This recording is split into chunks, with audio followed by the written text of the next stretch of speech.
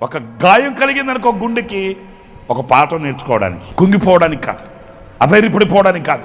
శిక్షకు కావే శోధనలల్ని ఉన్నత కృపతో నన్ను నింపుట.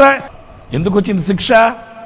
ఆ పాఠం, ఆ కనువిప్పు నీకు కలుగు చేయడానికి. అంతేగాని కుంగిపోయి నేర్చి వెళ్ళిపోయి నాకు వచ్చింది, కష్టం వచ్చింది, శోధన వచ్చింది, ఎందుకు బతకాలి? ఎందుకు బతకాలంటే తినడానికి బతుకు, ప్రభు కొరకు బతకాలి. ఎందుకు బతకాలనే మాట మన నోట ఎందుకు రాకూడదు?